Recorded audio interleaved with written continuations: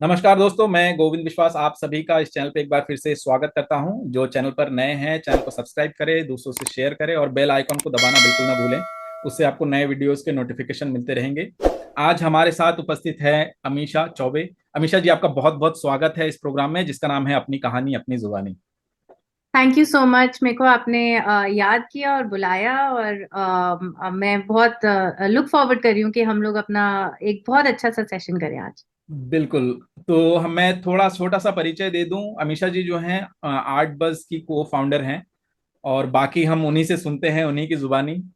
तो सबसे पहला जो तो हमारा एक क्वेश्चन वो हाँ होता जी। है कि इस फील्ड की और आपकी रुचि कैसे बढ़ी, आपकी स्कूलिंग एजुकेशन कहाँ हुई। तो जी, आप दर्शकों से जरूर कुछ शेयर करेंगे तो बहुत अच्छा बिल्कुल लगेगा। बिल्कुल बिल्कुल। आर्ट से तो बहुत टाइम से, जब से हम पैदा हुए हैं तब से रिश्ता है। मेरी मदर आर्टिस्ट हैं और मेरे फादर आर्ट कलेक्टर हैं। अभी तक कलेक्शन चलता आ रहा है। तो ऐसा मान लीजिए कि हम बचपन से ही सारे आर्टिस्ट से घिरे हुए ही बड़े हुए हैं, मैं और मेरे ब्रदर। ओके। मेरे ब्रदर भी आर्टिस्ट ही हैं। तो ओके। और मेरे फादर डॉक्टर हैं, बट हम में से किसी ने भी डॉक्टरी की लाइन नहीं चूज करी, क्योंकि हमें हमेशा आर्ट से आकर्षित रहते थे। और फादर तो खैर चले जाते हैं हॉस्पिटल, और बट मदर का जो इन्फ्लुएंस रहता है वो बहुत स्ट्रांग रहता है किसी भी बच्चे की लाइफ में। तो ऐसा एक मौकाम आया कि मैंने बोला कि नहीं, अब आर्ट ही अब फॉलो करते हैं। तो मेरी जर्नी आर्ट के साथ बहुत बचपन से ही शुरू हो गई थी।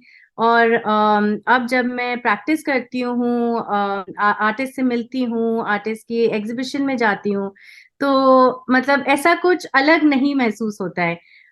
ऐसा लगता है कि जिंदगी जैसी चल रही थी वैसी ही चल रही है। तो और समझ आता है थोड़ा बहुत आर्टिस्ट का पर्सपेक्टिव बहुत अच्छे से समझ आता है ओवर द इयर्स। ओके। और वैसे स्कूलिंग की बात करें तो फिर मैं दिल्ली से ही हूँ। हम्म। दिल्ली से मैंने एलएसआर में इंग्लिश ऑनर्स किया है, और उसके बाद मैंने नेशनल म्यूजियम इंस्टीट्यूट से कंजर्वेशन का कोर्स किया, मास्टर्स। फिर मैं लेखक बनी, और मैं 10 साल मैंने आर्ट के बारे में लिखा है। हिंदुस्तान ओके। टाइम्स के साथ, हिंदुस्तान टाइम्स का ब्रंच एडिशन आता था वाह। संडे को, ब्रंच वाली मैगजीन आती थी जी। तो उसके लिए मैं आर्ट एंड कल्चर पे मैंने काफी कुछ आर्टिकल्स लिखे हैं, उनके साथ मैं 3-4 साल थी। ओके। फ्रीलांसिंग तो बहुत किया है, बट ऐसी ये तो चीजें होती ये तो गई। मेरे लिए हाँ जी, सरप्राइज था। बिल्कुल। हाँ, ये एक बार वो फेज खत्म हो जाता है या ब्रेक आ जाता है उसमें, तो वो थोड़ा सा लोगों को याद नहीं रहता है कि नहीं, बाय वाकई। प्रोफेशन तो, हाँ, बाय प्रोफेशन तो मैं राइटर ही हूँ। और मैंने आर्ट और कल्चर के बारे में बहुत राइटिंग्स करी हैं, ऑलमोस्ट 50 पब्लिकेशंस मेरी हैं। ओके। तो जी, बट जब आर्ट बस शुरू हुआ उसके बाद तो इतना बिजी हो गए कि वो राइटिंग का टाइम थोड़ा कम होता गया। Okay. But I think talent तो भी है थोड़ा सा, किसी ना किसी बिल्कुल। दिन फिर से पिक करेंगे। नहीं नहीं, बिल्कुल। और दूसरा तो, कि आपके जैसे घरेलू एक वातावरण में आर्ट का माहौल हमेशा रहा है, तो ऐसे हम्म, बहुत सारे ऐसे आर्टिस्ट आपके वहाँ आए होंगे, श्योर, ये तो है। कुछ जी। ऐसे यादें आप शेयर करना चाहेंगे जो जो सीनियर आर्टिस्ट अब हमारे बीच नहीं हैं, या मोस्ट जो बिल्कुल मास्टर्स हैं। बिल्कुल, हमारा बहुत क्लोज एसोसिएशन था रजा साहब के साथ। हमने एक समर वेकेशन भी गए थे जब हम बहुत छोटे थे। हम लोग एक समर वेकेशन हमने गॉबियो में वाह। करा था। उनके स्टूडियो गए थे, उनके साथ बैठे, उनने गाने गाए। तो वो वाह। बहुत अच्छा समय रहा। बट एक इंसिडेंट जो मैं हमेशा याद करती हूँ, और जो मुझे लगता है कि आर्टिस्ट और कलेक्टर के बीच में जो रिलेशनशिप रहता है, जी। अम, अ, उसका जो महत्व है वो इस बात में है कि एक बार जो जो मैं आपको बताने वाली हूँ कि हमारा हुसैन साहब के साथ भी बहुत लंबा एसोसिएशन था। ओके। उन्हें इनफैक्ट जब हमने उनके काम लिए अपने कलेक्शन के लिए, वो खुद आकर डिलीवर करके गए थे एक टाइम पे। तो उनके साथ मेरे डैड का बहुत क्लोज एसोसिएशन था। तो उनने एक बार पापा को फोन किया, एंड उनने बोला, अच्छा डॉक्टर साहब कैसे हैं? तो पापा ने पूछा, हुसैन साहब आप कैसे हैं? तब वो एग्जाइल में ही थे, वो दुबई में ही थे। ओके। तो हुसैन साहब ने बोला, अरे डॉक्टर साहब आप दुबई में हैं, कल ब्रेकफास्ट करते हैं। तो हम लोग तो दिल्ली में ही थे। हाँ तो हाँ। पापा का फोन आया, उनने बोला कि हुसैन साहब ब्रेकफास्ट पे बुला रहे हैं, जल्दी से पैकिंग करो अपन सब। तो पूरी फैमिली हम लोग दुबई पहुंचे रात को। ओके। क्योंकि मैंने बोला कि आप उनको, मतलब वो नहीं बता पाए कि हम दुबई में नहीं है। तो अगले दिन हम गए, हमने उनके साथ उसी रात को हम पहुंचे 12:30 1 बजे दुबई। ओके। अगले दिन सुबह हमने उनके साथ ब्रेकफास्ट किया। तो ऐसा आर्टिस्ट के साथ एसोसिएशन देखकर कि जब आर्टिस्ट ने बुला लिया पहुंच जाओ, वैसे वाला बिल्कुल। जो एटीट्यूड है वो बचपन से ही, मतलब और वो अगर देखा हो एक तो। चीज हाँ उनका भी तो ऐसे ही था। वो एक दिन भारत भवन में शायद कुछ पेंटिंग कर रहे थे, तो कुछ उन्होंने तीन चार कलाकारों को वो बेस करने के लिए छोड़ा। और उनका क्या हाँ मूड जी। हुआ, बोले चाय पी के आते हैं, मार्केट गए, वहां से बॉम्बे चले गए। सब उनको हाँ ढूंढते रहे कि हाँ वो जी। कहाँ है, तो पता हाँ चला वो बॉम्बे चले गए, बोले आ जाऊंगा कल। हाँ।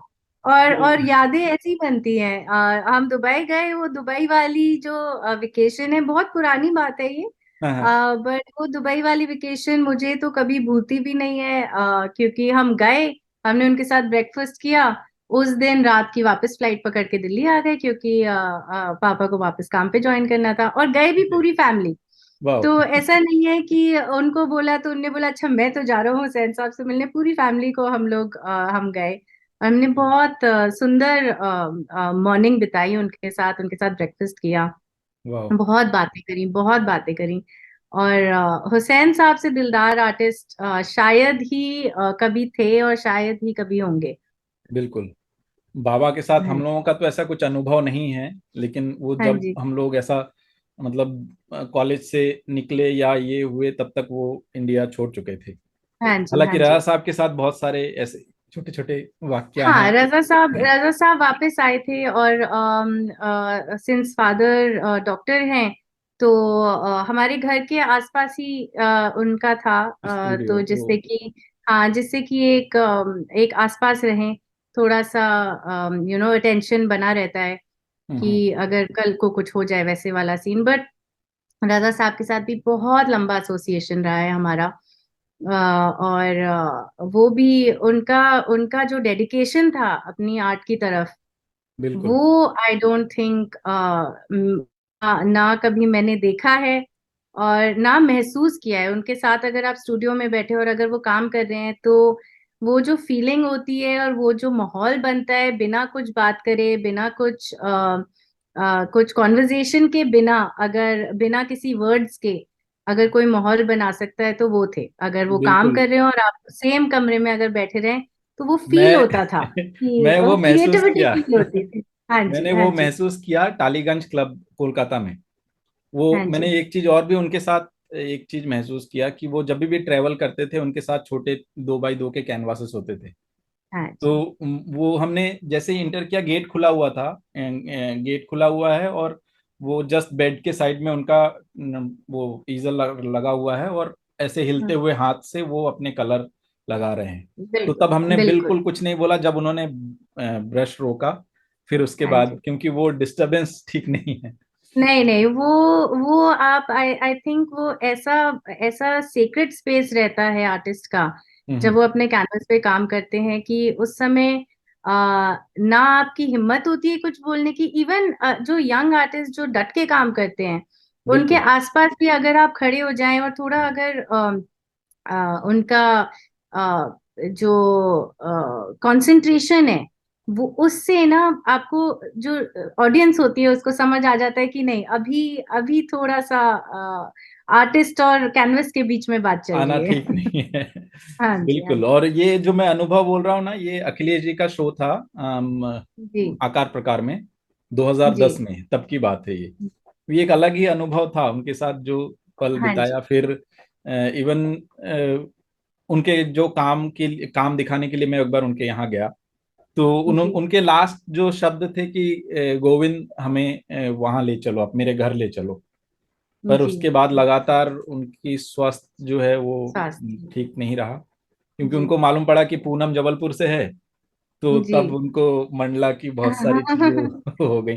खैर ये रजा सारी साहब के चीजें साथ तो। एक हाँ, एक एक और मेरे को छोटा सा किस्सा याद आ रहा है। मैं उनका इंटरव्यू ले रही थी, मैं उनके ओके। बारे में लिख रही थी एक मैगजीन के लिए। वाह। तो इनसे इंटरव्यू लिया तो मैंने उनसे पूछा, रजा साहब आपका फेवरेट कलर कौन सा है?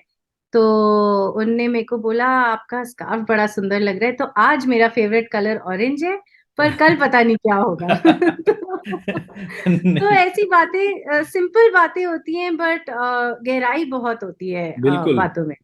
और एक चीज होता है ना, उनकी जो आवाज है ना अभी भी कान में गूंजती है, वो भारी सी बिल्कुल, आवाज। 100%, बिल्कुल। वो चीजें होती है, हम जैसे अभी मैं बात बोल रहा हूँ ना तो ऐसे गूज हाँ जी, बम्स हो रहे हैं। सच में ऐसे ही होता है। यही जो मंजे हुए आर्टिस्ट होते हैं, उनका इतने सालों की प्रैक्टिस, इतने सालों का थॉट प्रोसेस, इतने सालों का लैंग्वेज, बिल्कुल वो बहुत बहुत असर देता है जो भी उनसे मिलता है। और जो भी उनसे मिलता है वो उनसे जुड़ जाता है। चाहे 5 मिनट के लिए जुड़े, चाहे 2 मिनट के लिए जुड़े, पर वो एक कनेक्शन बैठ जाता है। बिल्कुल बिल्कुल। तो हम जी। एक काम करते हैं, जैसे कि आर्ट बूज की आपको हम्म। फाउंडर हैं, तो ये जी। एग्जैक्टली है क्या, उसके बारे में भी हम कुछ बातचीत शुरू करते हैं, फिर हम प्रेजेंटेशन के साथ बातचीत को आगे बढ़ाएंगे। बिल्कुल बिल्कुल। तो मैं छोटा सा इंट्रोडक्शन देना चाहती हूँ आर्टबाज का। मैं और मेरी को फाउंडर हैं अनुभा अनुभा गुप्ता। हम दोनों ने आर्टबाज फाउंड किया था, अब हो गए होंगे 7-8 साल हो गए होंगे। ओके। हमने शुरुआत करी ऑनलाइन प्लेटफॉर्म से। तब फेसबुक बहुत पॉपुलर था। तो हमने ऑनलाइन प्लेटफॉर्म से बात शुरू करी कि आर्टिस्ट तक कैसे पहुंचे, यंग आर्टिस्ट तक कैसे पहुंचे, कम्युनिटी बिल्डिंग कैसे करें। फिर धीरे धीरे एक आइडिया आया कि यंग आर्टिस्ट के लिए कोई प्राइवेट स्टूडियो नहीं है इंडिया में। या तो आप रेजिडेंसी अप्लाई करते हैं कि आप एप्लीकेशन भेजें, या हम्म। रेजिडेंसी के लिए आपको अप्रोच किया जाता है, बट उसमें भी आप काम काम छोड़कर जाते हैं। और एक रेजिडेंसी के जो लोग रेजिडेंसी करते हैं और जो उनको बुलाते हैं, दोनों के बीच में एक एक्सचेंज का एक पैरामीटर रहता ही रहता है। बिल्कुल। तो 4-5 साल पहले, अब तो 5 साल हो गए, 5 साल पहले एक कोवर्किंग स्पेसेस का बहुत चल रहा था कि कोवर्किंग स्पेसेस में लोग बहुत जाके काम करना शुरू कर रहे थे। तो हम्म। हमने रियलाइज किया कि आर्टिस्ट के लिए कोई कोवर्किंग स्पेस नहीं है। तो अगर आप नॉर्मल कोवर्किंग स्पेस में जाएं, और अगर आप अपना ईजल कैनवस नहीं लगा सकते एक बिल्कुल नॉर्मल कोवर्किंग स्पेस में, जहाँ एनवायरनमेंट भी आपका क्रिएटिव नहीं रहता है, मतलब लोग बिल्कुल। अपने लैपटॉप्स लेकर अपना काम कर रहे होते हैं, तो उसमें वो एनवायरनमेंट भी नहीं बनता है। तो अनुभव और मेरा ये मानना था कि एक कोवर्किंग स्पेस खोल कर देखते हैं, जो हम्म। सिर्फ क्रिएटिव कोवर्किंग हो। Not only artist but writers भी हो गए, आपके विजुअल डिजाइनर्स हो गए, बट क्रिएटिव फील्ड से बिलोंग करें। ओके। तो हमने आर्टबाज शुरू किया, और फ्रैंकली हमें कोई भी उम्मीद नहीं थी कि हम उसको इतना आगे बढ़ा। हमारे पूरे बैकअप प्लान तैयार थे कि अगर ये आर्टबाज नहीं चला तो हम क्या उसको शेप देंगे बिजनेस को। हम्म। लेकिन हमने शुरू किया, और अब हमारे हर जगह शाखा खुल गई है। हमारा जयपुर में है, मनाली है, मसूरी है। वाह। तो जहाँ पे थोड़ा लिविंग का भी हमने ध्यान रखा है कि आर्टिस्ट अगर आए और वहाँ रहें, तो कोवर्किंग स्पेसेस ये नहीं क्या है। ओपन कॉल होता है या कैसे होता है? नहीं, जैसे कोवर्किंग, नॉर्मल कोवर्किंग, अगर कोई आर्टिस्ट है जिसको कोई जगह चाहिए, बट हम्म। और कम्युनिटी चाहिए। हमारा मेन एम कम्युनिटी भी है कि आप जो यंग आर्टिस्ट होते हैं वो कॉलेज के बाद बाकी यंग आर्टिस्ट से कहाँ मिलते हैं। बिल्कुल नए यंग आर्टिस्ट से उनका एक कॉलेज का ग्रुप रहता है जो वो कैरी ऑन करते हैं बिल्कुल। कॉलेज के बाद भी। तो वो नए यंग आर्टिस्ट से, अपने पेयर्स से नहीं मिल पाते हैं किसी भी हम्म। जगह। तो आर्टबस के माध्यम से हम ये चाहते हैं कि सारे यंग आर्टिस्ट आए, हमारे साथ काम करें। कोई एप्लीकेशन प्रोसीजर नहीं है, कुछ उसमें ऐसा कुछ कॉम्प्लिकेटेड नहीं है। ओके। बस आए और हमारे हमारे ऊपर विश्वास रखकर, तो मैं हमेशा कहती हूँ कि हमने एक स्ट्रक्चर तैयार कर दिया है हम्म। आर्टिस्ट के लिए। हमारे पास प्रिंट मेकिंग सेटअप भी है ओखला में। वाह। तो हमने प्रिंट मेकिंग सेटअप तैयार कर दिया है, तो फिर उसके बाद आर्टिस्ट हम पे थोड़ा सा विश्वास रख के, हम चार्जिंग जो हमारी है वो आर्टिस्ट रिलेटेड ही है। ओके। थोड़ा सा विश्वास हम में डाले जिससे कि हम भी जगह सस्टेन कर पाए, तो वो गिव एंड टेक वाला एक ओके। प्रोसीजर रहता है। ओके। और तो हमको उनके ये काम से कोई ये लेना देना इस नहीं है। बातचीत के माध्यम से मैं बहुत सारे इस चैनल को देखने वाले ऐसे बहुत सारे यंग आर्टिस्ट हैं मैं उनको जी बोलना चाहूंगा कि मैं इस वीडियो के लिंक में आर्ट बर्ड्स का मैं डिटेल में डाल दूंगा, तो आप लोगों को जी। अगर ये है तो आप डायरेक्ट उनसे जुड़ सकते हैं बातचीत करके। बिल्कुल तो बिल्कुल। जी मैं बिल्कुल इसीलिए पूछ बिल्कुल। रहा था और क्योंकि ये है ना, हाँ। बहुत सारे लोग ऐसे देखते हैं जो अभी जैसे खैरागढ़ से बैचलर पास आउट है, मास्टर्स पास जी आउट हैं, वो जी। अ, अभी जैसे दिल्ली में मुझे कई सारे आर्टिस्ट मिले तो हम्म। शो के दौरान, तो उन्होंने कहा कि सर अभी हम लोग यहाँ हैं, हम शायद सोच रहे हैं भारत भवन जाके कुछ करेंगे। तो ऐसे जी स्टूडियोज की कमी है ना कई सारे जगह, तो अगर इस तरह के बिल्कुल वही। फैसिलिटीज हैं। हमें, हाँ, हमें कमी बहुत महसूस हुई। और आई डोंट थिंक इंडिया में हमारे जैसा कोवर्किंग स्पेस फॉर आर्टिस्ट है अभी के टाइम में। आपके हम्म, रेजिडेंसीज हैं, आपके एक कम्युनिटी वाले जो पर्सनल, स्टूडियोज। जो, हाँ, जैसे बड़ौदा में अगर बिल्कुल 3 आर्टिस्ट ने एक जगह ले ली वैसा है। बट बिल्कुल प्रोफेशनली मैनेज करना वो थोड़ा डिफरेंस डिफरेंट हो जाता है। और ऐसे वाले स्टूडियोज आप लंदन में बहुत देखते हैं, बिल्कुल न्यूयॉर्क में बहुत सारे स्पेस होते हैं जहाँ आर्टिस्ट अपने अपना एक कमरा लेकर काम करते हैं और दूसरे आर्टिस्ट से मिलते हैं। काम बिल्कुल। करना इज इम्पोर्टेंट, बट आज की डेट में artist is not only an artist. नहीं, वाकई यहाँ आज। यहाँ पे जैसे हम बात करें ना, बड़ौदा में शिमीशा स्टूडियो है जहाँ पे जी करीब 8-10 आर्टिस्ट काम करते हैं। जी और फिर प्रियाश्री है, वहाँ पे करीब ऐसे 12-15 आर्टिस्ट काम करते हैं। तो उनका जी। एक एक्सचेंज वो होता है कि आप ईयरली आपको 2 काम उनको देने हैं, बाकी हाँ वो जी। शो वगैरह इस तरह से भी। हमारे इधर, हाँ जी, हमारे इधर काम का एक्सचेंज नहीं है। ओके। सिर्फ अगर जैसे हम किसी के साथ कोलैबोरेशन करते हैं, जैसे हम पता नहीं, आप शिवांगी लाडा का नाम आपने सुना होगा। शिवांगी। वो प्रिंट मेकर हैं हाँ। और उनका इंडिया प्रिंट मेकर हाउस करके वो एक रन करती हैं ऑर्गेनाइजेशन। ओके। तो उनका जो, वो भी एक मनोरमा यंग प्रिंट मेकर का अवार्ड देती हैं एवरी ईयर। हम्म। वो ईयरली अवार्ड होता है। तो ओके। उसमें जो प्रिंट मेकर को अवार्ड मिलता है वो हमारे साथ आके रेजिडेंसी करते हैं, तो उसमें ओके। एक्सचेंज रहता है।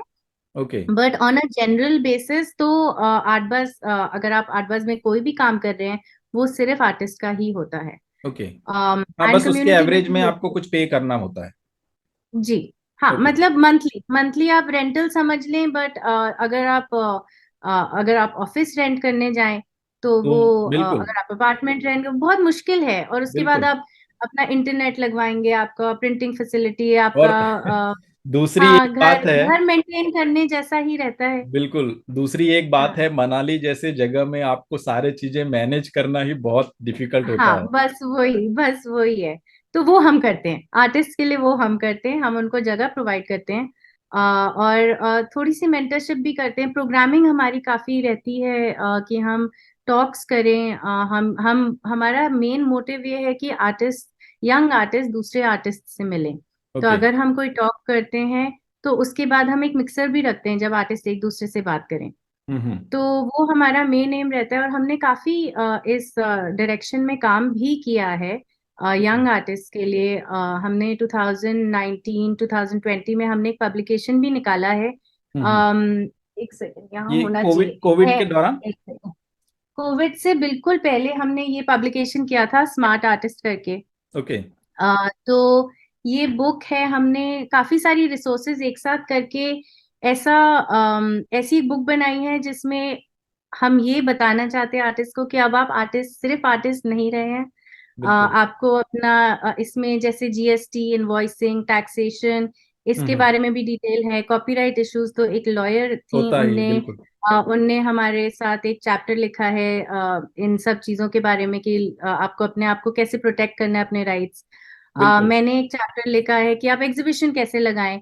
एग्जीबिशन की एक चेकलिस्ट होती है, आपको क्या क्या ध्यान रखना है कि आप एग्जीबिशन कैसे लगा रहे हो। हम्म। तो ये सारी जो चीजें रहती हैं वो इम्पोर्टेंट रहती हैं आर्टिस्ट के लिए, यंग आर्टिस्ट के लिए आज की डेट में। तो बिल्कुल। वो सारा हमने इस बुक में कवर किया है, कोशिश तो करी है कि हम नहीं, कवर वाकई करें। ये बहुत अच्छी कोशिश है क्योंकि कॉपीराइट हाँ जी। एक्ट एक ऐसा मसला है। दूसरा ये होता है कि जो नए आर्टिस्ट हैं वो गैलरी में गए, अगर उन्होंने कंसाइनमेंट नहीं लिया तो दो चार जी 6 महीने बाद वो भूल जाते हैं, तो ऐसे बहुत सारे जी लीगल इश्यूज होते हैं।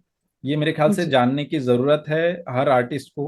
और हाँ जी। अगर इसमें कुछ जानकारियां मिल रही हैं कि एग्जीबिशन कैसे हम्म, प्रॉपर तरीके से प्लान किया जाए, जी तो मेरे ख्याल जी से अपकमिंग आर्टिस्ट व नए जो जनरेशन है उन लोगों को पता चलेगा, तो ये बहुत अच्छा है। बिल्कुल बिल्कुल। और इसमें हमने पुराने जनरेशन के आर्टिस्ट और गैलरिस्ट सबका इंटरव्यू भी लिया है, ओके। जिससे कि जो हम बोल रहे हैं एक चैप्टर में वो सपोर्ट भी होता है इंटरव्यूज के साथ। तो वाह। हमारी कोशिश, मैं ये कहने की कोशिश करी कि हमारी 5 साल से बस एक ही कोशिश है कि हम आर्टिस्ट को थोड़ा और प्रोफेशनल, यंग आर्टिस्ट को थोड़ा प्रोफेशनल डायरेक्शन में गाइड करें। हम्म। और यंग आर्टिस्ट को ये हमारा मैसेज हमेशा रहता है कि आप, अब सिर्फ आप आर्टिस्ट नहीं हैं, अब आप एक एंटरप्रेन्योर हैं, आपका बिजनेस चल रहा है। बिल्कुल। इससे अब वो टाइम गया कि वो आकर आपको ढूंढे, कोई क्रिटिक या कोई क्यूरेटर आकर आपको अब नहीं ढूंढेंगे, आपको ही रीच आउट करना पड़ता है, आपको अपना ब्रांड बिल्कुल। बनाना पड़ता है। तो ये सारी बिल्कुल। चीजें हम बहुत एक्सटेंसिवली कवर करते हैं और बात भी करते हैं इस बारे नहीं, में। वाकई, और ये तो अच्छा है कि अभी का टाइम ऐसा है ना कि हमें अपनी मार्केटिंग खुद ही करनी पड़ती है। जी और जी वो समय गया जब है ना बहुत सारी जी। चीजें ऐसे ये होता था। एंड गोविंद जी, आप विश्वास नहीं करेंगे कि जैसे स्कूल्स और कॉलेजेस में हम्म।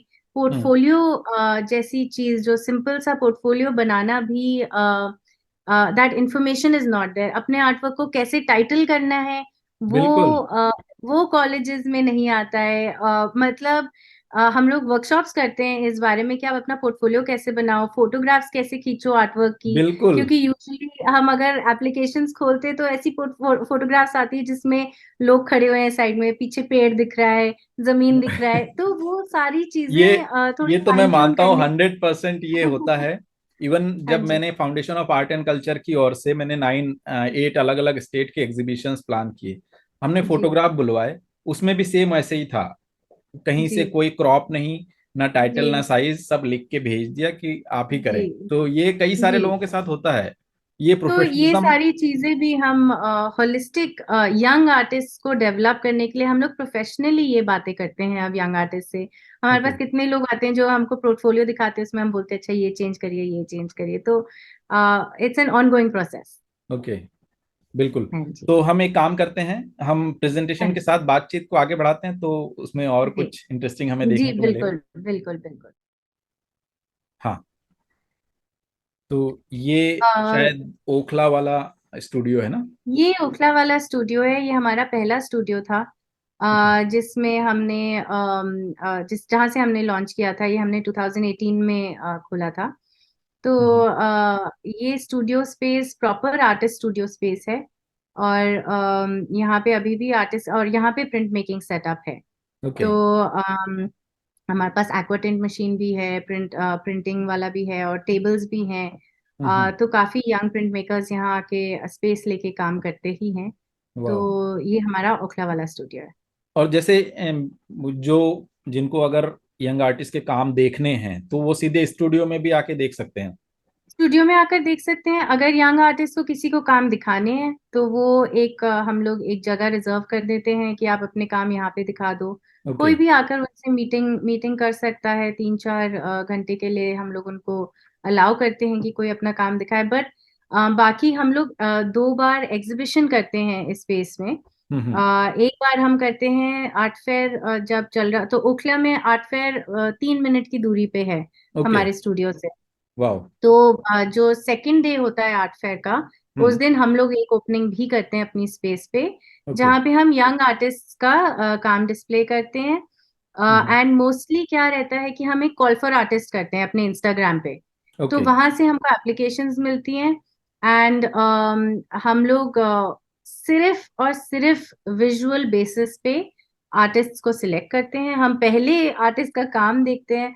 हम्म। कई बार तो जब तक हम डिस्प्ले करने पहुंचते हैं तब तक हमें नाम भी नहीं पता होता है आर्टिस्ट का। ओके। हम सिर्फ विजुअल बेसिस पे काम देखकर, चाहे आर्टिस्ट सेल्फ टॉट हो, चाहे आप कोई बड़े आर्ट कॉलेज से हो, हम वो सब बाद में देखते हैं, बाद में बात करते हैं इस बारे में। बट विजुअली हम पहले देखते हैं कि विजुअली किसका काम काम। कितना स्ट्रांग है। हाँ, जी बिल्कुल। उसके वो कनेक्शन के बाद फिर सीवी हम लोग बहुत बाद में देखते हैं। पहले हम लोग काम देखते हैं, फिर हम आर्टिस्ट स्टेटमेंट देखते हैं कि where is this work coming from. उसके बाद जब सिलेक्शन हो जाता है तब हम जाके कहीं जाकर सीवी खोलते हैं कि एक बार पता चले कि ये आर्ट कहाँ वर्क से आ है। कहाँ से है। ओके। जी। नहीं, वाकई तो अल्टीमेटली ये मेरे ख्याल से आर्ट तो विजुअल, मेन विजुअल ही है जिसकी वजह से जी एक दूसरे जी। से ये कनेक्टिविटी बनती है। तो हम कोशिश करके हम न्यूट्रल स्पेस रहते हैं, जितनी कोशिश हो सकती है कि हम न्यूट्रल स्पेस रहें for the artist and by the artist. Artist भी हमें सपोर्ट करते हैं with their trust, monetarily support करते हैं आर्टिस्ट हमें। इट्स ऐसे कहने को तो नॉट फॉर प्रॉफिट नहीं है, हम्म। बट आर्ट में प्रॉफिट कमाना आप जानते ही होंगे बहुत मुश्किल बिल्कुल। काम है। और अगर आप बिल्कुल। गैलरी नहीं हो तो बिल्कुल ही मतलब मुश्किल काम रहता है। तो आर्टिस्ट से भी हम मॉनेटरी सपोर्ट लेते हैं for these exhibitions, okay. But उतना ही सपोर्ट हम उनको देते बिल्कुल। हैं। जी। ये वाह। हमारा जयपुर वाली प्रॉपर्टी है, ये हमने अप्रैल में खोला है। हमारा ओके। इस बार का एग्जीबिशन यहाँ जयपुर वाली प्रॉपर्टी में हुआ है। तो ओके। हॉस्टल प्रॉपर्टी है, साथ में आपका डिस्प्ले भी रहता है और साथ में कोवर्क, एक फ्लोर पे हमारी कोवर्किंग स्पेस भी है। ओके। वो बाद में आपको दिखेगी जब हम एग्जीबिशन जो हमने डिस्प्ले करी थी, वो हम्म। वाली जगह कोवर्किंग स्पेस। ओके।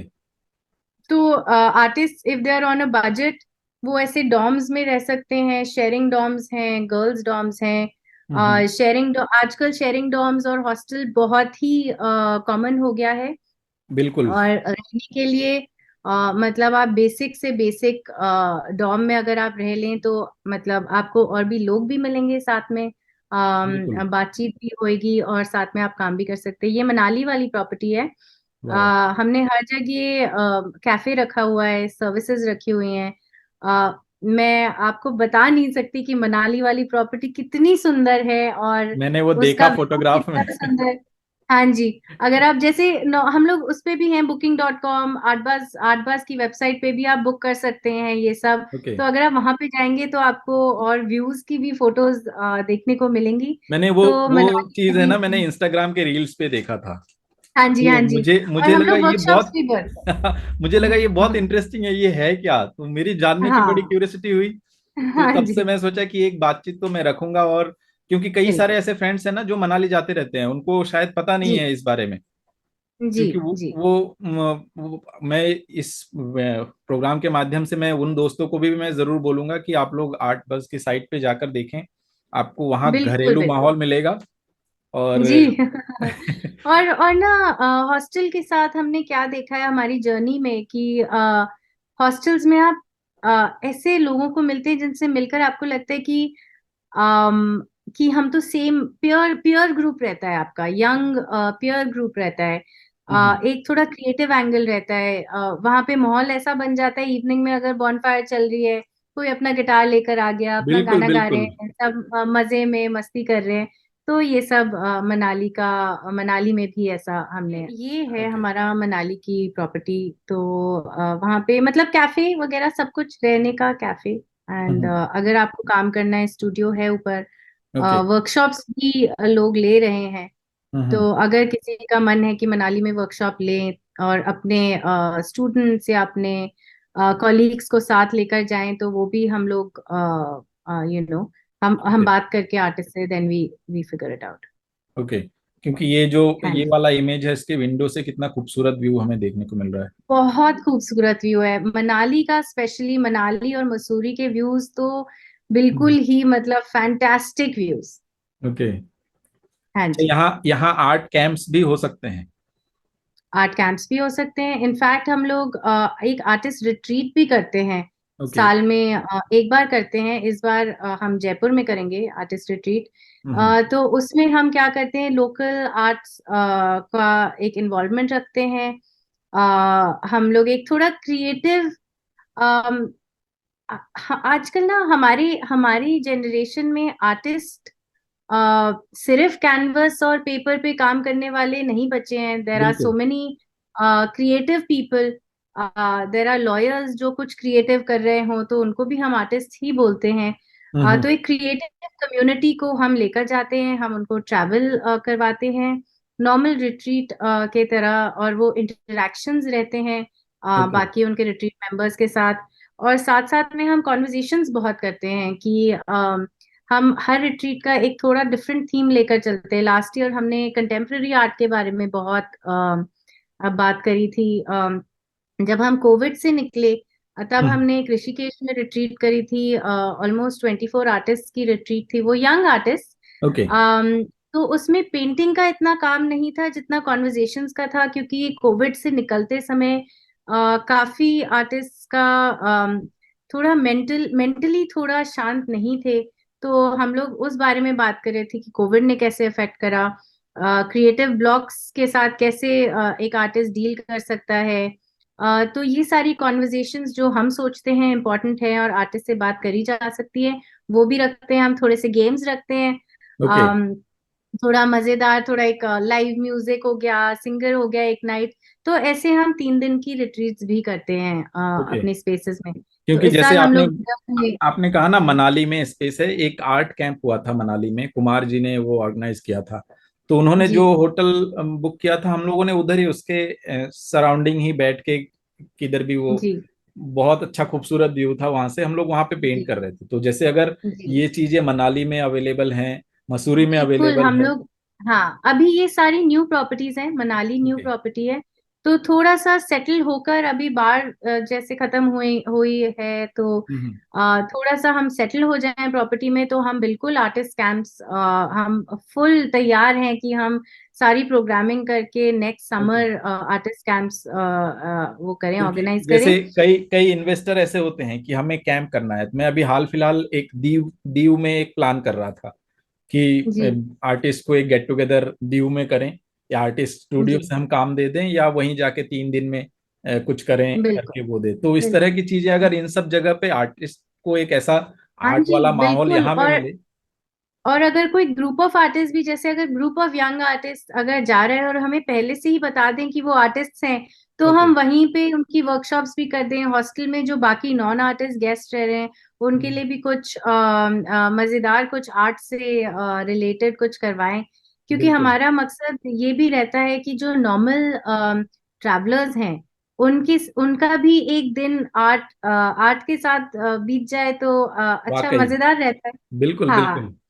एक थोड़ा बिल्कुल। आर्ट का टच, हर हर की लाइफ में आर्ट का टच होना चाहिए। नहीं, वाकई। और ये तो बहुत ही खूबसूरत है, मतलब इतने सारा इस तरीके से जी स्पेस और इस तरीके से एनवायरनमेंट मिलना हर कहीं हाँ जी, जाके ये बहुत मुश्किल होता है। ये हमारी मसूरी वाली प्रॉपर्टी है। ओके। थोड़ा सा मॉल रोड के पास है, तो एक कनेक्टिविटी भी बनी रहती है। हम्म। इधर भी हमने आर्टिस्ट इन रेजिडेंस काफी भेजे थे, बट अब हम लोग एक थोड़ा ज्यादा structured artist in residence programme कर रहे हैं। ओके। मसूरी वाली प्रॉपर्टी हमने लास्ट ईयर मई में था, हमने खोली थी। So this was our first property Delhi से बाहर। तो ओके। थोड़ा सा सेटल होने में टाइम लगा, बट अब हम लोग आर्टिस्ट प्रोग्राम शुरू कर रहे हैं कि हम्म। समर में मनाली एंड मसूरी में रेजिडेंसीज, एंड विंटर में जयपुर रेजिडेंसीज। So okay. एक बार वो थोड़ा फॉर्मलाइज हो जाए, हम अपना इंस्टाग्राम में तो हमेशा अपडेटेड ही रखते हैं सारे आर्टिस्ट को।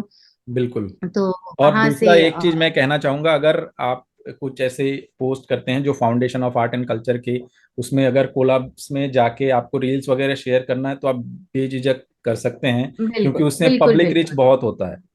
तो जी जी एक जी अच्छा ये होगा कि एक दूसरे के साथ मिलकर ही ऐसे आगे बढ़ेंगे या पब्लिक बस तक पहुंचाने वही की जी कोशिश करेंगे तो बहुत अच्छा रहेगा। जी जी जी बिल्कुल। क्योंकि हमारा मेन मोटिव है कि हम यंग आर्टिस्ट तक पहुंचे। और बिल्कुल। यंग आर्टिस्ट, आप ये मत मानिए कि young age wise young artist, young career, young art career वाले आर्टिस्ट। काफी सारे आर्टिस्ट होते हैं कि 40 की एज में अपना करियर शुरू करते हैं आर्ट में। तो वो भी हम यंग आर्टिस्ट ही कंसिडर करते हैं, क्योंकि उनका आर्ट करियर यंग है। तो बिल्कुल। जरूरी नहीं है कि आप एज वाइज ही यंग हो, आप आर्ट करियर वाइज भी यंग हो सकते हैं। बिल्कुल। जी, ये हमारी ओखला स्पेस पे वर्कशॉप हुई थी अभी रिसेंटली। हम्म। तो हम लोग ऐसी वर्कशॉप्स भी करते हैं। अभी 20th ऑफ अगस्त को हमारी प्रिंट मेकिंग वर्कशॉप है। ओके। एक हमारी पोट्री वर्कशॉप्स होती हैं। मतलब कंटिन्यूअसली कुछ ना कुछ चलता रहता है आर्ट बाज में, ओके। चाहे वो किसी भी लोकेशन पे चले, बट हमारी प्रोग्रामिंग सॉलिड रहती है। वाह। So we have a lot of artist, जैसे जिनको वर्कशॉप कंडक्ट करनी है, और उनको जगह की जरूरत होती है, वैसे भी आर्टिस्ट हमको अप्रोच करते हैं।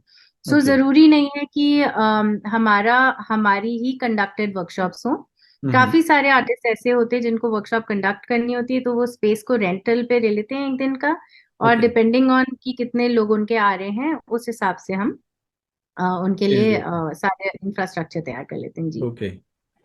तो ये तो बहुत ही खूबसूरत है। मेरे से कई लोग पूछते हैं ये जैसे वर्कशॉप वगैरह के लिए। तो अब जी अगर किसी कोई ऐसे पूछे दिल्ली बेस कुछ ऐसे हाँ वर्कशॉप जी के लिए। बिल्कुल। और हम लोग तो पेंट एंड वाइन्स बहुत करते हैं। जैसे किसी का बर्थडे है, हम्म। हमारी को फाउंडर जो है अनुभा, उनका बर्थडे था, तो उनको अपने फ्रेंड्स के साथ पेंट एंड वाइन करना था। So okay. हमने पूरा एक पेंटिंग सेशन रखा। हमारी एक आर्टिस्ट ने हमसे पिकासो की पेंटिंग्स बनवाई, पेंट करवाए। ओके। रिक्रिएट करवाई। तो वो मजेदार चीजें भी, सीरियस आर्ट के साथ साथ, सीरियस प्रिंट मेकिंग वर्कशॉप्स के साथ साथ हमारी ये मजेदार वर्कशॉप्स भी चलती रहती हैं साइड बाय साइड। बिल्कुल। और कहीं ना कहीं इससे है ना एक माहौल और ज्यादा डेवलप होता है आर्ट का जितनी जो रीच हो एनवायरनमेंट। आर्ट की, हाँ जी। एक बार को अगर आप आर्ट को थोड़ा डिफरेंट नजरिए से देखना शुरू कर दें कि एक वो रहता है कि जैसे जैसे जहाँ जहाँ मैंने शुरू किया था कि आर्ट, मेरे मेरे दिमाग में आर्ट एक पर्टिकुलर चीज थी, एक पर्टिकुलर विजुअल था कि कैनवस है, पेपर है। हम्म। तो ओवर द इयर्स मैंने जैसे इंटरेक्शन किया है, और आर्टिस्ट ही आर्टिस्ट है, ये हम्म। वाला जो थॉट प्रोसेस था, उसको थोड़ा ब्रॉडन करके हम ये भी कह सकते हैं कि सभी आर्टिस्ट हैं और उनका एक उनको एक्सपोजर नहीं मिला है आर्ट की तरफ। बिल्कुल। काफी सारे लोग हैं जिनको आर्ट देखने में बहुत मजा आता है, वो पेंट नहीं कर सकते, जैसे मैं हूँ। मैं पेंटिंग बिल्कुल भी नहीं कर सकती हूँ, बट देखने में बहुत मजा आता है। बट ये सारी चीजें डेवलप होती हैं, तो हम बिल्कुल। लोग ऐसा कोशिश करते हैं कि हम सबको रीच आउट करें। बिल्कुल। सीरियस आर्टिस्ट वर्कशॉप्स भी होती हैं, और साइमल्टेनियसली हम लोग नॉर्मल पब्लिक वर्कशॉप्स भी करते हैं। ओके। ये हमारी जयपुर की स्पेस है जहाँ पे हमने अभी एग्जीबिशन करी थी लास्ट वीकेंड। हम्म। तो ये सारे आर्टवर्क्स हमने ओपन कॉल के थ्रू ओके। सिलेक्ट करे थे। ये एक तरफ है, एंड देन एक और रूम था जहाँ पे हमने और भी आर्टवर्क्स डिस्प्ले करे थे। हम्म। एक वीडियो भी है जिसमें सारे आर्टवर्क्स हमारे ये सेलिंग इंक्लूडेड पर्पज से हैं। भी होता है ना। ये बिल्कुल सेलिंग पर्पस से होता है, बट जैसे जो हमारी सरफेस वाली एग्जीबिशंस होती हैं, हम्म। उसमें पार्टिसिपेशन फीस होती है, but there is no commission on sales. So okay. अगर कोई सेल होती है, हम लोग फैसिलिटेट करते हैं। हम्म। हम आर्टिस्ट और बायर के बीच में हम लोग रहते हैं, बट हम कमीशंस नहीं लेते हैं उसमें, ओके। वो sale. So it goes directly to the artist. हाँ हाँ। ये मेरी को फाउंडर हैं अनुभा, और हमारा ऑलमोस्ट 8 इयर्स का साथ है। अब तो फैमिली जैसे ही हैं, अब फ्रेंड्स तो तो हम बिल्कुल। लोगों ने बहुत काम किया है, बहुत काम किया है, और अभी बहुत काम करना बाकी है। ओके। तो ये भी जयपुर वाली ओपनिंग नाइट से है। ओके। तो हाँ इसी जी। के साथ आपका प्रेजेंटेशन यहाँ खत्म होता है। जी और जी हम जैसे आप सेल की बात कर रही थी तो अभी का जी। आर्ट मार्केट कैसा है, आप क्या देखती हैं, कैसे देखती हैं। आर्ट मार्केट, अगर आप आर्टिस्ट और कलेक्टर के हिसाब से देखें, आर्टिस्ट बहुत इनफ्लक्स में, काफी सारे आर्टिस्ट हैं अवेलेबल मार्केट में। कलेक्टर्स का एजुकेशन पे हम थोड़ा फोकस करना बिल्कुल। शुरू कर रहे हैं अपने पीयर ग्रुप्स में, क्योंकि यंग कलेक्टर्स का एजुकेशन बहुत ज्यादा मिसिंग है। स्पेशली जब मैं अपनी फ्रेंड सर्कल में घूमती हूँ, आधे से ज्यादा मेरे फ्रेंड्स को आइडिया ही नहीं है कि मैं क्या करती हूँ, आधे से ज्यादा फ्रेंड्स को आर्ट का बिल्कुल नॉलेज नहीं है। एग्जीबिशन क्या होती है, कैसी होती है, अगर कोई आता है तो उनको रियलाइज नहीं होता है कि आर्ट क्या चीज क्या है। है। अब आज की डेट में मैंने अपने 2 आर्टिस्ट को लास्ट टाइम आर्ट फेयर बुलाया था, उनको बिल्कुल आइडिया नहीं था कि आर्ट फेयर क्या होता है। और ओके। उनको लग रहा था 10-15 लोग दिखेंगे वहां पे, बट वो क्राउड ही देखकर घबरा गए कि अच्छा ऐसा भी होता है। तो हमारी जो फील्ड है, हम उसमें बहुत खुश हैं। हमें पता है आर्ट फेयर कितना बिग डील होता है, और हमें पता है कि अगर हम आर्ट फेयर का, अगर किसी को वीआईपी टिकट दे रहे हैं, तो हम कहाँ से निकाल कर, हमारी बिल्कुल। फील्ड बहुत छोटी है। बिल्कुल। बिल्कुल। आ, बट आप मेरा इंटरेक्शन आउटसाइड आर्ट फील्ड का भी बहुत ज्यादा है। तो हम्म। आप विश्वास भी नहीं कर सकते कि कितने लोगों को आर्ट के बारे में कुछ नहीं पता है कि आर्ट फेयर जैसी चीज भी होती है। बिल्कुल। And these are all well read, अच्छे से, मतलब सबको न्यूज का पूरा ध्यान रहता है, they are all very good people. तो वो मैं जो कहना चाह रही हूँ कि कलेक्टर्स का education is missing. Hmm. Artist are there. Art market collectors और आर्टिस्ट से बनता है, आपके गैलरिस्ट हैं, बट स्लोली आर्टिस्ट के हाथ में भी काफी सारी पावर आ चुकी है when it comes to social media के इंस्टाग्राम। थ्रू भी बहुत सारा कुछ कुछ। सोशल मीडिया के थ्रू आ गया है। आपका इंटरेक्शंस का अब इंफॉर्मेशन इतनी है कि अगर केएनएमए में कुछ हो रहा है, सभी को पता है कि केएनएमए में हो रहा है कुछ। बिल्कुल। सो एक आपको नई अपॉर्चुनिटीज क्रिएट हो रही हैं। तो art market at this point is at the brink की आप अभी कलेक्टर्स का एक पहलू थोड़ा सा मिसिंग है और थोड़ा स्ट्रांग नहीं है। तो वंस वो, और पर वो डेवलप हो रहा है, क्यूरियोसिटी बहुत है। लोगों को आर्टवर्क्स देखने का मेरे पास आई थिंक पिछले 2 साल में काफी सारी रिक्वेस्ट आई हैं कि आप हमें आर्टवर्क्स दिखाइए, आप क्या करते हो, आप मेरे को बताओ, कैटलॉग भेजो। सो अब वो क्यूरियोसिटी डेवलप हो रही है जो मैंने शुरू के 3 साल आर्टबाज में नहीं देखा था। हम्म। अब धीरे धीरे वो डेवलप हो रहा है और मेरे को लग रहा है अगले 2-3 साल में एक आर्टिस्ट और कलेक्टर का जब कनेक्शन स्ट्रांग होएगा, अम, थोड़ी चीजें चेंज होंगी। दूसरा एक चीज मेरे मन में अभी आ रहा था कि जैसे जो यंग बायर्स हैं, उन लोगों का एक जी, आप वर्कशॉप भी प्लान कर सकते हैं, जिससे आप उनको बता सकते हैं कि वाकई वो किस चीजों पे, कैसे चीजों पे इन्वेस्ट करें। क्योंकि बिल्कुल बिल्कुल। अभी अभी क्या होता है, गैलरीज में ऐसे होता है कि आप ये ले लो, आप ये ले लो, आप ये ले लो, बट वो जी। क्यों ले रहे हैं वो भी तो उनको मालूम होना चाहिए। हाँ, बट एक बात आपको, मैं जो थोड़ा जो मेरी सोच रहती है कि जो मैंने सीखा है मेरे फादर की कलेक्टर जर्नी से और मेरी खुद की कलेक्टर जर्नी से, मैंने भी जी। कलेक्शन अपना इस्टेब्लिश करना शुरू किया है। वो ये बात है जो मैं चाहती हूँ सारे यंग आर्टिस्ट समझें कि अगर आप यंग आर्टिस्ट हो तो आपके साथ का एक यंग कलेक्टर भी है, जिसके बिल्कुल। पास, अगर आपके पास, अगर आपकी प्राइसिंग अच्छी रहेगी तो वो यंग कलेक्टर भी शायद सिर्फ उतना ही पैसा दे पाए आपके आर्टवर्क के लिए at that point in time. बिल्कुल। जैसे अगर मैं, मेरा मेरा मेनली, अगर मेरा 10,000 का बजट है, हम्म। मैं चाहती हूँ कि मैं कोई अच्छा आर्टिस्ट खरीदूं, तो सारे यंग आर्टिस्ट और यंग कलेक्टर्स साथ में ग्रो होंगे इन द बिल्कुल। फ्यूचर। मेरे फादर ने 500 रुपए का बेंद्रे का काम लिया था 70s में, वाह। Early 70s, late 60s early 70s पे। उनका जितना बनता था, बजट था, वो उतने में उनने बेंद्रे लिया था। बेंद्रे यंग आर्टिस्ट ही थे, मतलब कहने को, मतलब उनका बिल्कुल। इस्टेब्लिश करियर था। Hmm. But at the same time वो विजिबिलिटी उस समय कम थी बेंद्रे की। तो तो मैं हमेशा ये कहती हूँ और मेरे फादर हमेशा कहते हैं कि आप अपनी एज ग्रुप में, अपने यंग आर्ट करियर में इन्वेस्ट करो।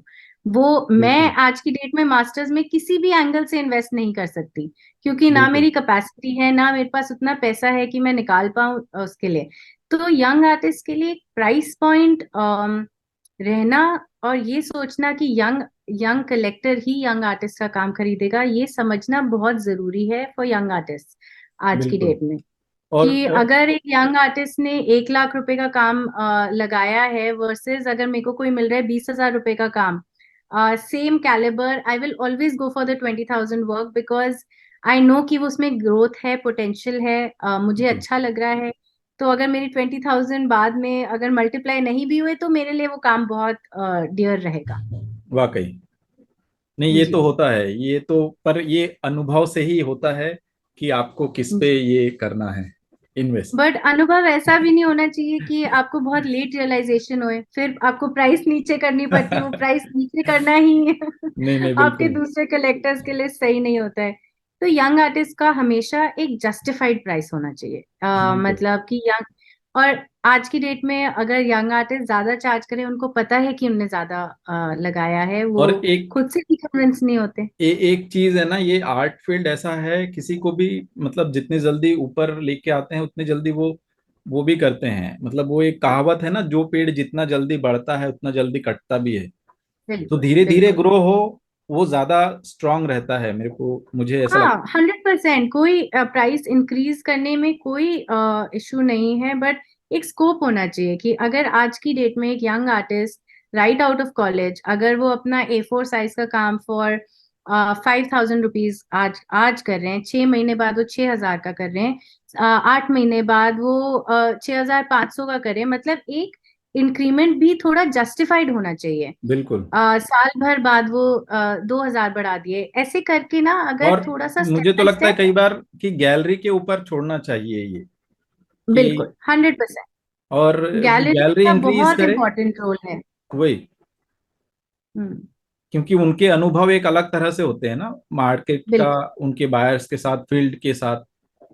तो वो जी, मेरे ख्याल से उनके ऊपर छोड़े तो वो ज्यादा बेहतर होता है। उनके ऊपर छोड़ना चाहिए, प्लस एक ना खुद में कन्विक्शन आना चाहिए। काफी सारे आर्टवर्क्स आप सिर्फ ज्यादा प्राइस करने के लिए ज्यादा प्राइस करते हैं। अगर आप एक फॉर्मूला सेट कर लें अपने लिए, शुरू शुरू में इस्टेब्लिश होने के लिए आपको 5 साल तो देने ही पड़ते हैं, बिल्कुल क्योंकि आपका काम सही जगह पहुंचना चाहिए। कितने कितने में आपको उसका रिटर्न मिला, वो इम्पोर्टेंट शुरू के 5 साल में नहीं होता है। बिल्कुल। और जितना अच्छे से प्राइस स्टार्ट, जितने मैंने यंग आर्टिस्ट खरीदे उनकी प्राइस, मतलब मैंने देखते से ही मेरे को 2 बार भी नहीं सोचना पड़ा कि मेरे को बस ये आर्टवर्क चाहिए, और वो एक कलेक्टर के घर में है। आज की डेट में सारे यंग आर्टिस्ट के मास्टर्स के साथ आर्टवर्क्स डिस्प्लेड हैं ओके। मेरे घर में। तो वो, वाह। ना मैं डिस्काउंट मांगा कभी किसी से, मेरे को जो प्राइस, मुझे artwork plus price plus artist का position in the market, market. वो तीन चीजें अगर मेरे लिए सेंस बनती हैं, मैं आग बंद करके काम खरीदती हूँ। बिल्कुल सही। तो पीछे ये काम बहुत खूबसूरत लग रहा है, उसके बारे में कुछ बताएंगी? ये एक्चुअली मेरा पहला मैंने पहले जो आर्टवर्क खरीदा था, ओके। वो ये था, मंजुनाथ कामत का है। इसमें पिंक एलिफेंट हैं और वो टब के अंदर बैठे हुए हैं, खड़े वाह। हुए हैं। तो कोलाज है, okay. It's a photo collage, but it was the first work जो मैंने, पहला कलेक्ट काम जो किया खरीदा था। था ओके। वो इनका था। हाँ जी। ओके। तो या मैं तो चाहूंगा कि हम कभी अगर मौका मिले डॉक्टर साहब से भी एक बात करेंगे, क्योंकि उनके पास बहुत अनुभव है अलग अलग हाँ, आर्टिस्ट का। जैसे बहुत कि अनुभव है। आपने हाँ। जब बेंद्रे की बात कही ना, तो मेरे मन में ये प्रश्न है ना, ऐसे उबाल मार रहा था कि मैं पूछूं कि कब वो समय, वो मौका मिल सकता है उनसे बात करने का। तो आप बिल्कुल, जरूर। जब जब जी। हाँ, और मतलब मेरी मम्मा की एक फोटो है, ये लोग हॉस्टल में रहते थे जी। विलिंगडन में। तो एक फोटो है जिसमें मम्मा नीचे बैठ के बुक पढ़ रही है और ऊपर बिंद्रे का काम रखा है। तो बेसिकली उनकी शादी से पहले, उनने काफी पहले आर्टवर्क वो लिया था। ओके। और क्या सोच के लिया, उनकी उनकी आई थिंक सैलरी होगी 1,200 रुपए। ओ। उसमें से 500 रुपए का आर्टवर्क खरीदना उनके लिए उस समय पे बहुत ही बड़ी बात थी। वाकई, बट एक ये बट जुनून होता है। जुनून होता है। तो यही मैं, इवन वन मोर थिंग, मैं यंग आर्टिस्ट को हमेशा बोलती हूँ कि जो ट्रूथफुल वर्क होता है ना, वो हमेशा आपको अट्रैक्ट, ऑडियंस को अट्रैक्ट करता है।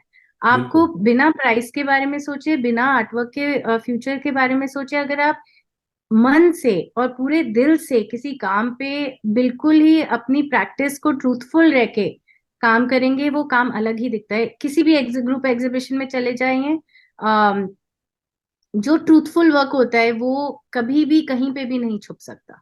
वाकई, वो चाहे स्टूडियो में भी हो, और वो कहीं पे कितने ही भी हो। साल बाद वो अपनी एक बिल्कुल। जगह ढूंढ ही लेता और है। जरूरी नहीं है कि सबको आपका काम पसंद आए, बिल्कुल। सबका अपना अपना चॉइस रहता है, बट आर्टिस्ट की भी सबकी अपनी अपनी ऑडियंस रहती है। बिल्कुल।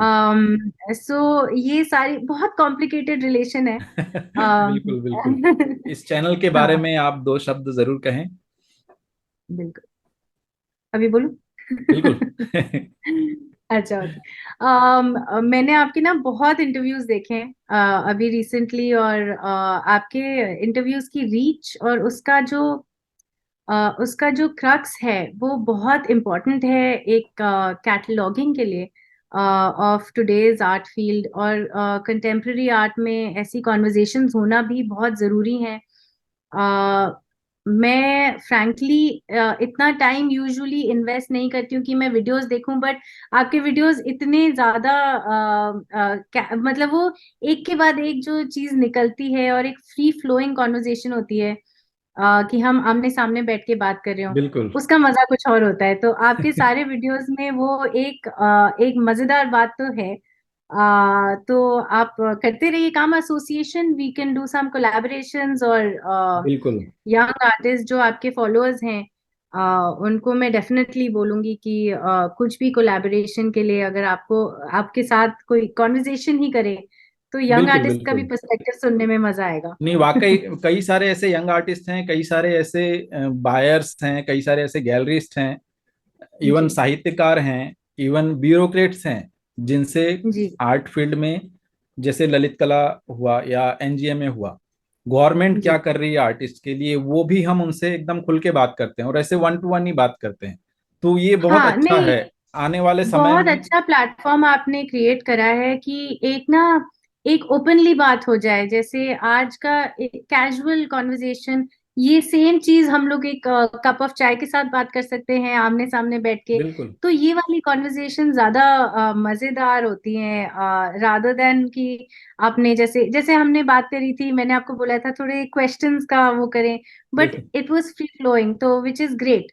वही, और दूसरा ये है क्योंकि ना, जैसे मुझे हम मुझे वैसे आदत है, मेरी मेरी आदत थोड़ी उस वाली है कि नहीं कुछ प्रिपेयर करके, बट इसमें ज्यादा मजा आता है। वही। और आपने इतना प्यारा प्लेटफॉर्म क्रिएट किया है thank you. For different different sides of art. Art field में सिर्फ आर्टिस्ट ही नहीं है, बिल्कुल। क्यूरेटर्स से लेकर infrastructure managers, managers, studio managers, इतने सारे बहुत सारे लोग प्रोफेशन हैं, हैं और एक खास बात आर्ट से बताऊं, जुड़े। जी कि इसमें जो स्टूडेंट्स हैं ना, उनके मम्मी पापा भी ये देखते हैं प्रोग्राम। जी जी वो बोलते हैं तुम्हारे सर के वीडियोस में जो बातचीत जी। होती है वो लगा दो जरा ऐसे करके। तो वो सच वो में लोग नहीं, वो बट सुनते हैं। वो, हाँ नहीं, उसी में मजा आता है, उसी में वही, मजा आता है। क्योंकि उनके और खुद के बच्चे फाइन आर्ट्स में पढ़ रहे हैं, भविष्य में जब वो एक जगह पे जाएंगे तो वो क्या करेंगे, वो उनको अभी सुनना रहता है, मतलब वो आर्टिस्ट ने क्या बिल्कुल, किया, कैसे किया, तो वो एक इंटरेस्ट क्रिएट होता है। शायद हाँ ये इसी बिल्कुल। वजह से ये चल रहा है अभी तक। नहीं, बहुत बढ़िया प्लेटफॉर्म, और मतलब अब तो इतने सारा एक्सेस इज इज ग्रेट। आप तो मतलब आप इतने लोगों से बात करते हैं, और आपके आपका जो लाइब्रेरी ब्रेन में क्रिएट हो रहा है, वो आर्काइव भी डेवलप हो वो रहा है। आर्काइव हो रहा है। हाँ जी। बिल्कुल। और मैं तो साथ में अभी अंत में मैं इतना कहना चाहूंगा कि इस प्रोग्राम के माध्यम से दिल्ली में आरुषि आर्ट्स में मेरा एक एग्जीबिशन चल रहा है, सोलो शो, जो 2 मंथ चलने वाला है। आप भी जरूर जाएं, अभी सभी को आपको लेके बिल्कुल जाना है। और बिल्कुल। इस वीडियो के हाँ जी। माध्यम से मैं उन सभी को भी इनवाइट करना चाहूंगा, जो लोग ये वीडियो देखेंगे, दिल्ली में है, ये 21 जी सितंबर तक है, तो आप लोग जरूर देख कर आइए। जी, और मैं भी जाऊंगी और मैं अपने साथियों को भी लेकर जाऊंगी। बिल्कुल। और अमीषा जी, आपने इतना सारा वक्त निकाला इस बातचीत के लिए, उसके लिए बहुत बहुत धन्यवाद। हाँ जी, थैंक यू सो और मच। थैंक उन यू सो दर्शकों का मच। भी बहुत बहुत धन्यवाद, जिन्होंने इतना हाँ सारा वक्त दिया ये सुनने के लिए। हाँ। और आप करते रहिए ये कॉन्वर्जेशंस, और हम सुनते रहेंगे और ज्यादा नॉलेज लेते रहेंगे आर्ट फील्ड के बिल्कुल। बारे में। Thank you. ओके, नमस्कार। Thank you so much thank जी। You so much. Thank you. नमस्कार, जय हिंद। थैंक